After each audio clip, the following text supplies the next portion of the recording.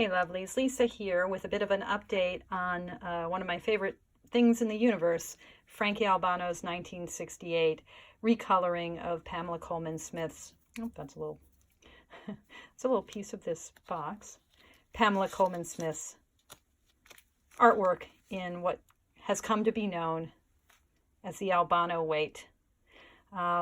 So 1968, more or less self-published through Tarot, a company he formed called Tarot Productions. Not a whole lot is known about Frankie.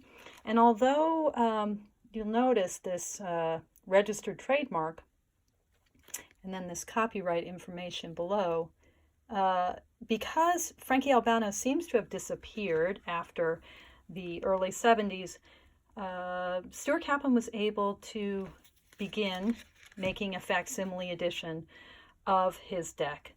Now, what I want to do today is talk about the various options for modern day, less expensive versions of this deck. The vintage edition, I mean, it's glorious. One of the things I like about it, the cardstock is very flimsy. This is something people talk about a lot. But one of the things I like about it, which I'm wondering, let me turn off this light. I'm wondering how clear that can be. Do you see the slight sheen on the cards? There's a slight varnish that makes these cards just feel a little special. The other thing about these cards is the gold stamp on the back is actually gold, but the white, or I shouldn't say but, and the white is a little bit off-white, and I don't think that's just the age of this deck, although I don't know. I wasn't interested in tarot in 1968. I was a little bit too young for that, but I was on the planet, just barely.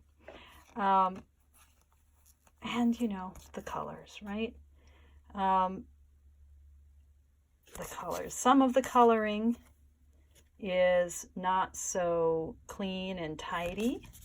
So for instance, if we look at Temperance and we see the rainbow that was placed over the overarching the angel, yeah, it's messy.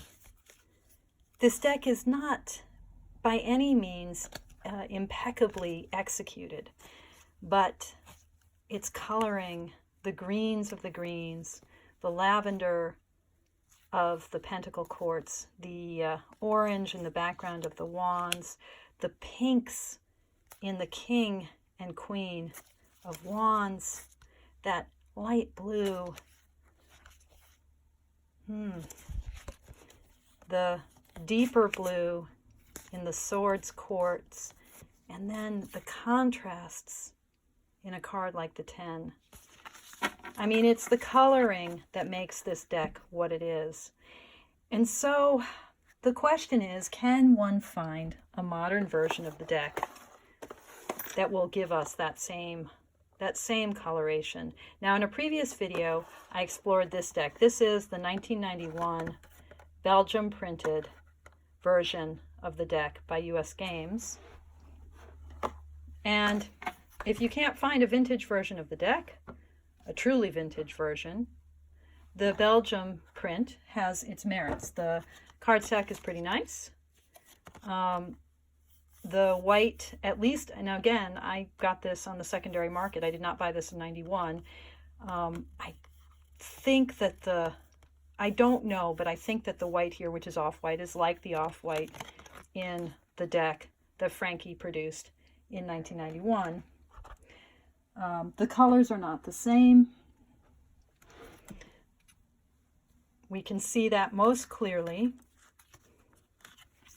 when we get to the greens are pretty close. We get to the court of the pentacles. I've talked about this before, so apologies.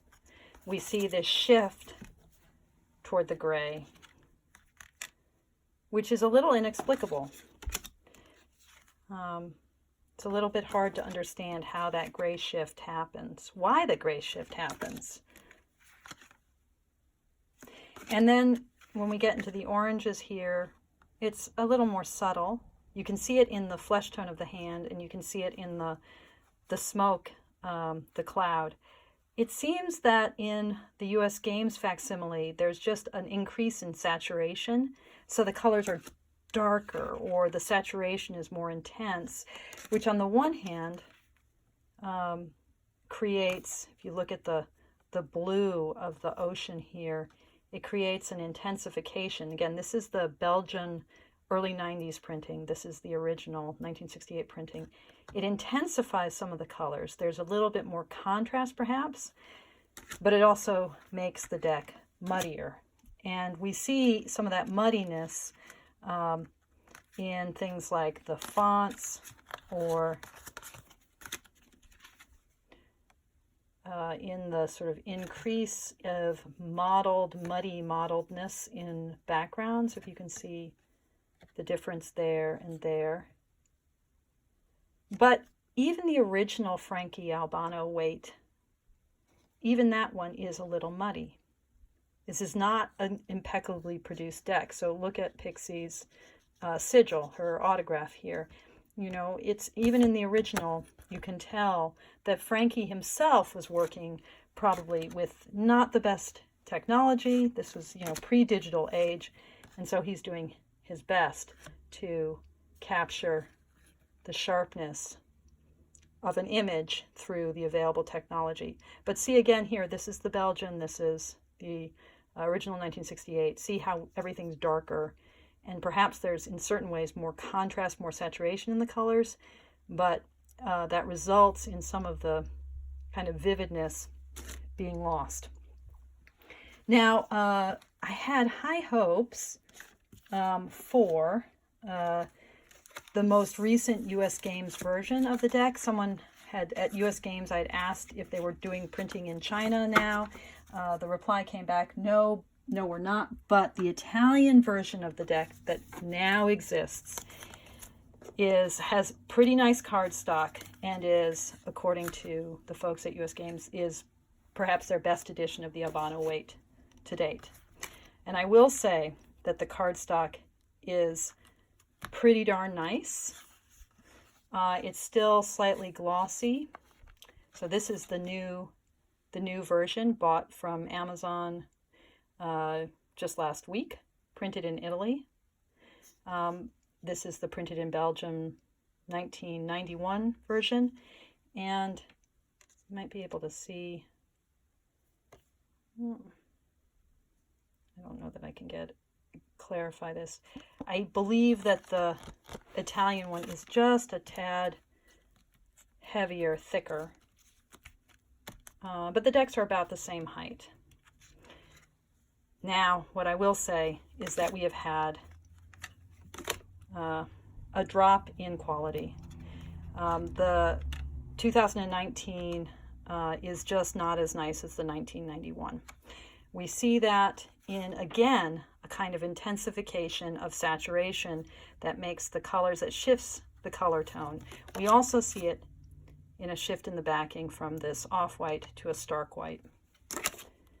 So notice when you look at the font plate here that the color is darker, grayer, and the sort of muddiness that people have talked about with the Albano-Waite.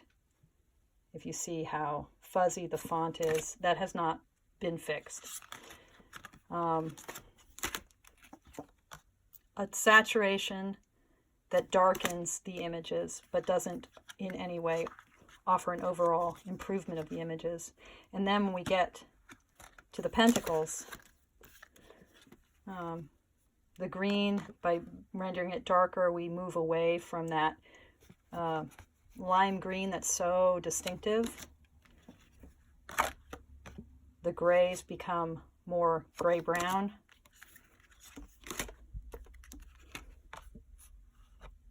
The mottling, being mottled, is more pronounced. And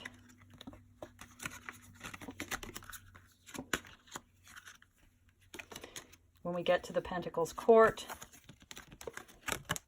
we have now not improved at all, and in fact gotten worse again. We have, it's slightly more blue, but it's darker. It's not lavender. It's not, again, to bear with me here as I'm reaching off screen. Here's the original 1968. Here's the 2019. Here's the 1991. Okay.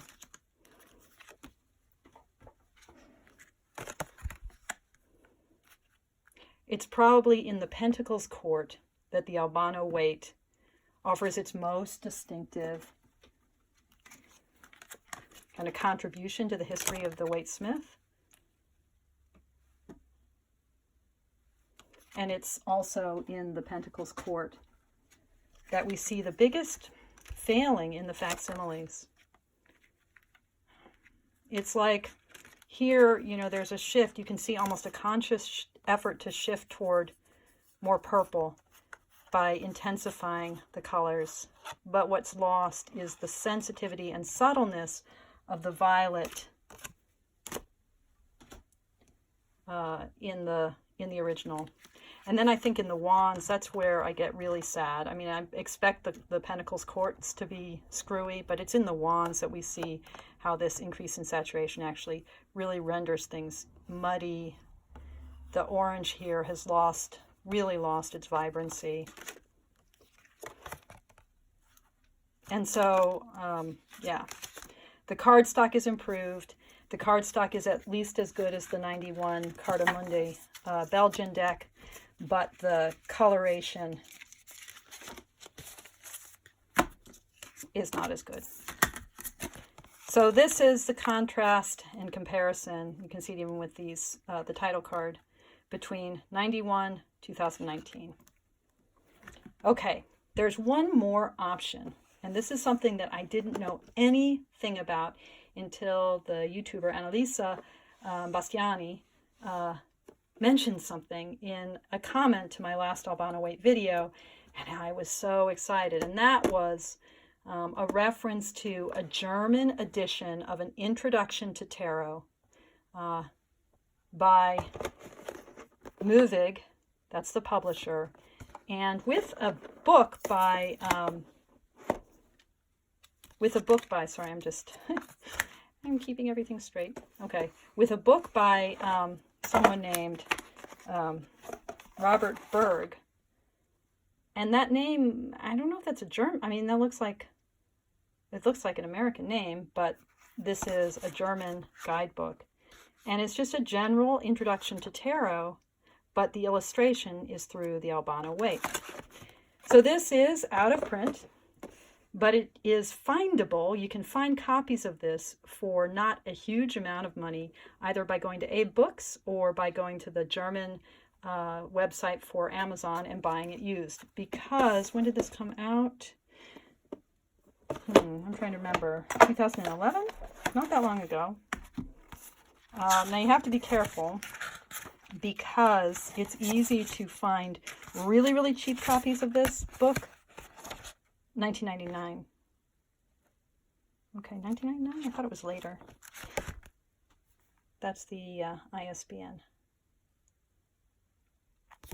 I thought it was later than that. I can't remember. I'll see if I can find the information about that. You have to be careful because sometimes when you're purchasing this, you know, through Amazon or through Abe, especially if your German is rusty, mine is pretty rusty, or non-existent, you have to be careful that you're not just buying this little book. So if it's like $2 and you're like, whoa, what a bargain, it's not the full set, even if it looks like it's the full set. Just read the fine print carefully or use Google Translate to get at the fine print. This cost me, I think, something like 24 euros.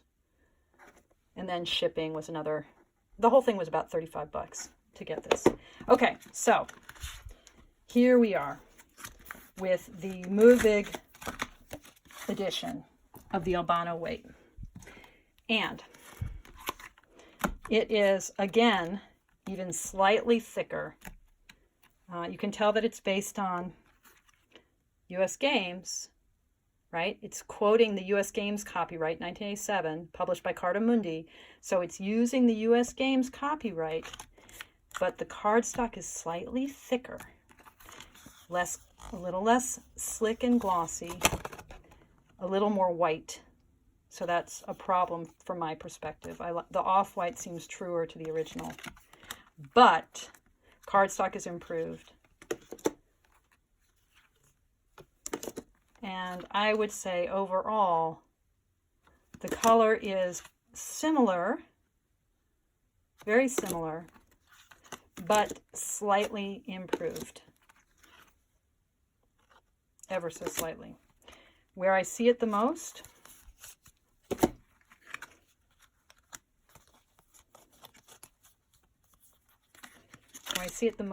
is in the Pentacles. Now, the Moewig edition is deeper green, and we saw that a little bit, I think, in these early cards. You saw, perhaps, like in the Emperor, that the orange was darker. Again, it seems like one of the ways that people try to work with this deck, and to keep its vibrancy, is to just make it more saturated, but that actually wreaks havoc on Frankie's colors. Anyway, so the Moewig edition, the greens are slightly more intense, but it's pretty subtle. It's not as deep a shift as we saw in the 2019. It seems to me like the images, no, they may be as muddy. The cardstock is an improvement, for sure. And the Pentacle Court, definite improvement. So 1991, the Moewig, and the original. So we still don't have the subtlety of coloration. We still have a shift toward the brown, but it's more of a lavender tone. 1991, the Moewig, and the original. Again, this is a little bit truer, still shifted toward the ruddy browns. Doesn't have the original, that pink. Why is it so hard to capture what's going on in the court? The Moewig is better, again, but still not as good. With the oranges, similar issues as what I was saying with the 2019, although the problems are not as pronounced. But again, you have a kind of intensification. It's not as pronounced as here, but it's more pronounced than here, and definitely more pronounced than the original. Yeah, so I would say, all things considered, everything weighed out, I would say that the Moewig edition, which you can get for about 35 bucks, has the nicest cardstock available in the modern edition. It's better than the 2019 version, which I got for about 20 bucks. So for about 15 bucks more, you get a nicer cardstock and slightly truer coloring. It's not as good as the 91 printed in Belgium tarot deck, and we're still in a situation where I think it's fair to say that nothing comes close to the original. I'm glad to own this Moewig. I like that the print of the words, even though they're in German, is sharper and clearer than the muddied facsimile of Pixies. I like that the cardstock is heavier. This is a really fun and workable backup version of the deck. This will be my backup version of the deck, but when all is said and done, the cards that I want my hands on are the originals. So rather than muck around, if you can get your hands on a copy of the 1968 Tarot Productions, even if the book is beat to crap, not the book, the box is beat to crap, and even if some of the cards are damaged, go for it. It remains unique. It remains unreproduced. It remains its own incredibly special thing. Frankie Albano, wherever you are, in heaven or on earth or some other place, thank you for the beautiful thing you made now 50 years ago. Okay, bye y'all, and thank you so much for watching and for your deep practice.